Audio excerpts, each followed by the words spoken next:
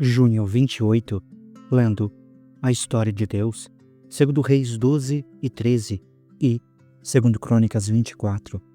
Segundo Reis 12, o reinado de Joás, rei de Judá. No 7º ano do reinado de Jeú, Joás começou a reinar e reinou 40 anos em Jerusalém. A mãe dele chamava-se Zíbia e era de Berzeba. Joás fez o que é justo aos olhos do Senhor durante todos os anos em que o sacerdote Joiada o orientou. Contudo, os santuários locais não foram removidos. O povo continuava a oferecer sacrifícios e a queimar incenso neles. Joás ordenou aos sacerdotes: reúnam toda a prata trazida como dádiva sagrada ao templo do Senhor, a prata recolhida no recenseamento, a prata recebida de votos pessoais e que foi trazida voluntariamente ao templo. Cada sacerdote recolhe a prata de um dos tesouros para que repare qualquer parte danificada que houver no templo. Contudo, no 23º ano do reinado de Joás, os sacerdotes ainda não haviam feito os reparos no templo.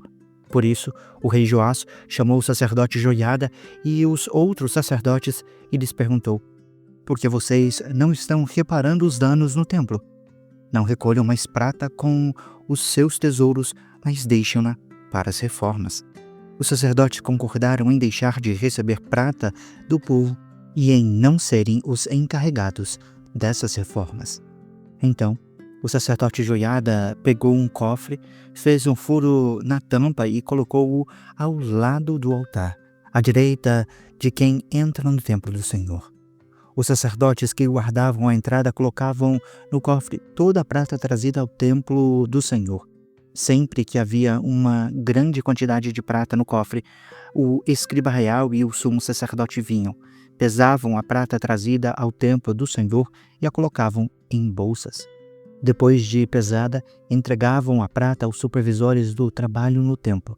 Assim, pagavam aqueles que trabalhavam no templo do Senhor, os carpinteiros e os construtores, os pedreiros e os cortadores de pedras.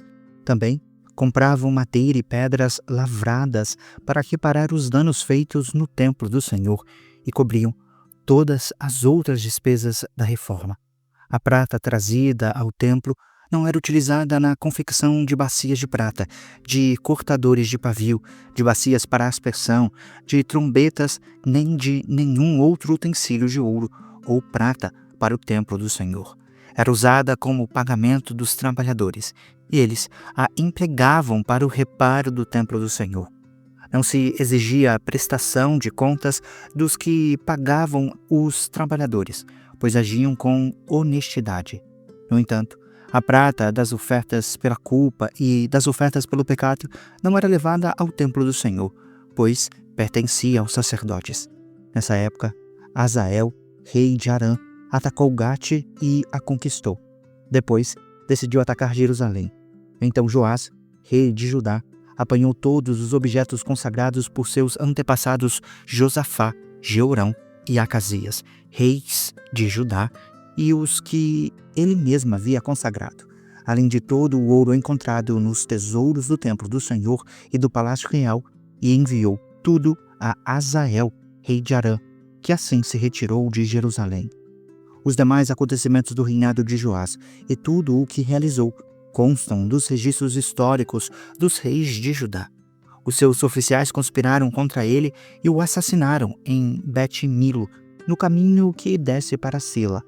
Os oficiais que assassinaram foram Josabade, filho de Simeate, e Jeozabade, filho de Somer. Joás morreu e foi sepultado com os seus antepassados na cidade de Davi, e Amazias, o seu filho, sucedeu-o como rei. Segundo Reis 13, o reinado de Jeoacás, rei de Israel. No 23º ano do reinado de Joás, filho de Acasias, rei de Judá, Joacás, filho de Jeú, tornou-se rei de Israel em Samaria e reinou 17 anos. Ele fez o que era mal aos olhos do Senhor, seguindo os pecados que Jeroboão, filho de Nebate, tinha levado Israel a cometer, e não se afastou deles. Por isso, a ira do Senhor se acendeu contra Israel e, por longo tempo, ele os entregou nas mãos de Hazael, rei de Arã, e do seu filho Ben-Hadad. Então Joacás buscou o favor do Senhor, e este o atendeu, pois viu a forma cruel com que o rei de Arã oprimia Israel.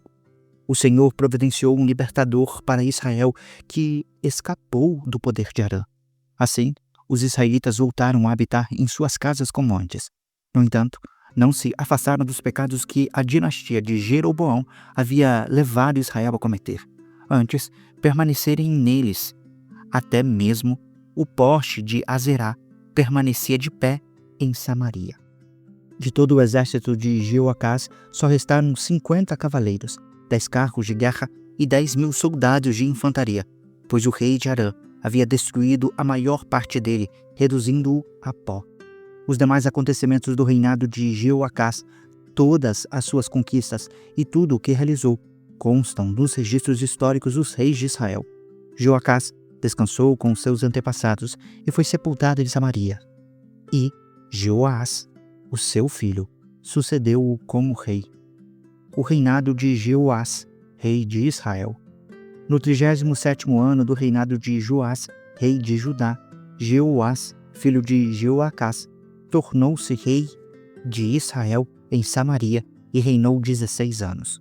Ele fez o que era mal aos olhos do Senhor e não se desviou de nenhum dos pecados que Jeroboão, filho de Nebate, tinha levado Israel a cometer.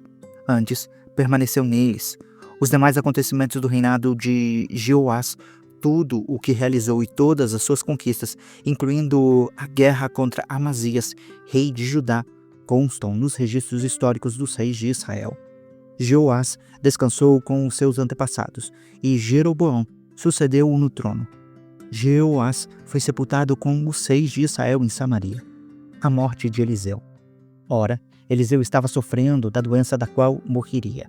Então, Joás, rei de Israel, desceu até o lugar onde Eliseu estava e, curvado sobre ele, chorou, dizendo: meu pai, carruagens e cavaleiros de Israel. Eliseu lhe disse: traga um arco e algumas flechas. Assim fez o rei.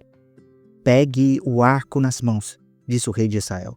Quando pegou, Eliseu pôs as mãos sobre as mãos do rei e lhe disse: abra a janela que dá para leste e atire.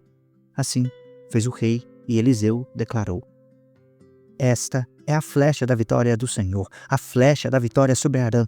Você destruirá totalmente os arameus em Afeque. Em seguida, Eliseu lhe disse: pegue as flechas e golpeie o chão com elas. O rei as pegou, golpeou o chão 3 vezes e parou. O homem de Deus ficou irado com ele e disse: você deveria ter golpeado o chão 5 ou 6 vezes. Assim, destruiria totalmente Arã. Agora, porém, você a vencerá somente 3 vezes. Depois disso, Eliseu morreu e foi sepultado. Ora, tropas moabitas costumavam entrar no país toda a primavera. Certa vez, enquanto alguns israelitas sepultavam um homem, viram, de repente, uma dessas tropas. Então, jogaram o corpo do homem no túmulo de Eliseu e fugiram. Assim que o cadáver encostou nos ossos de Eliseu, o homem voltou à vida e se levantou. Hazael oprime os israelitas. Hazael, rei de Arã, oprimiu os israelitas durante todo o reinado de Jeoacás. O Senhor, porém, foi bondoso para com eles, teve compaixão e se preocupou com os israelitas, por causa da sua aliança com Abraão, Isaque e Jacó. Até hoje, ele não se dispôs a destruí-los ou a eliminá-los da sua presença. Hazael, rei de Arã, morreu, e Ben-Hadad, o seu filho, sucedeu-o como rei. Então, Joás, filho de Jeoacás, conquistou de Ben-Hadad, filho de Hazael, as cidades que, em combate, Hazael havia tomado de Jeoacás, o seu pai.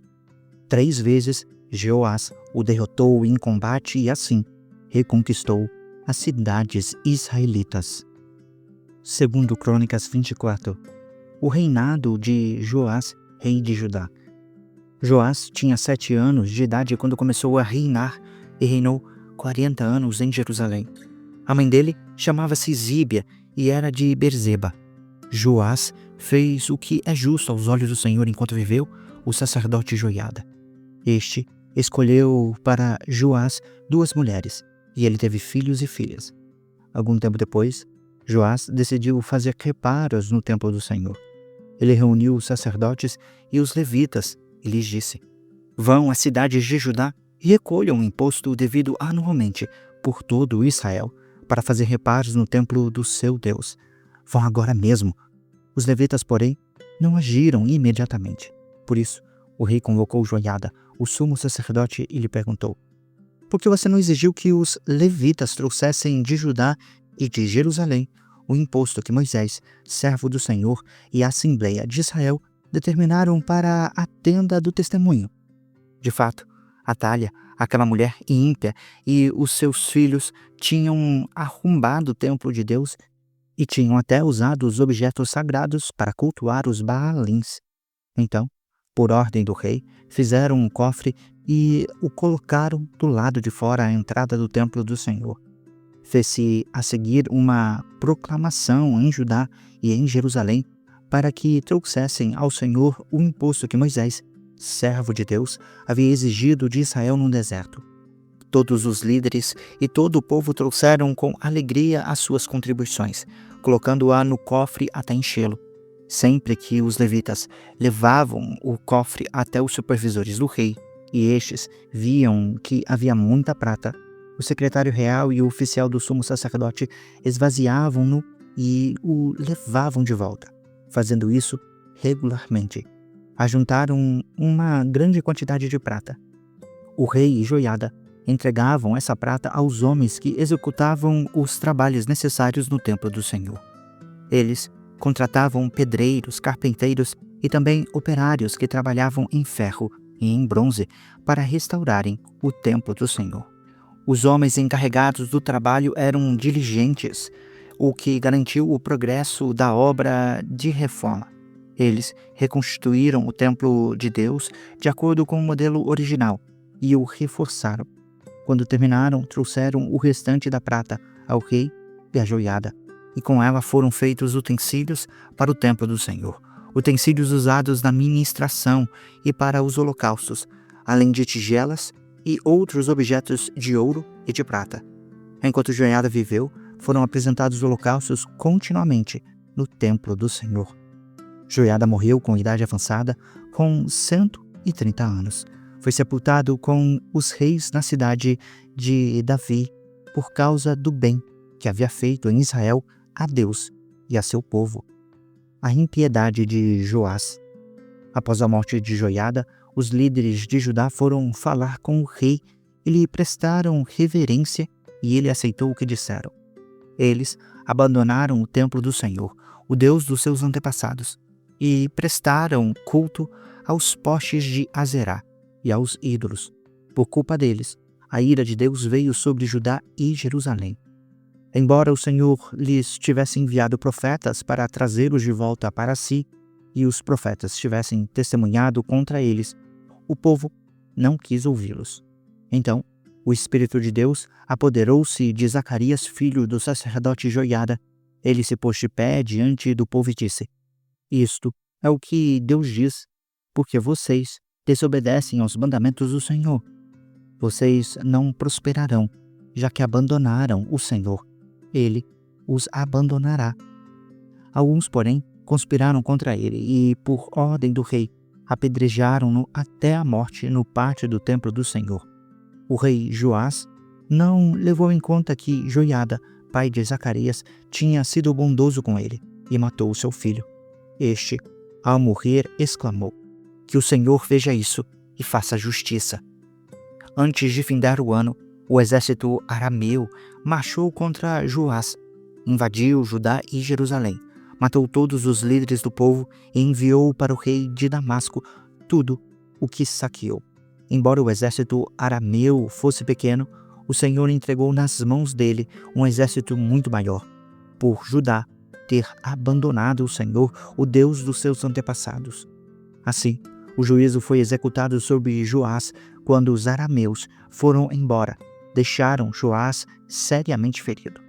Os oficiais de Joás conspiraram contra ele porque ele tinha assassinado o filho do sacerdote Joiada e o mataram em sua cama. Assim, ele morreu e foi sepultado na cidade de Davi, mas não nos túmulos dos reis.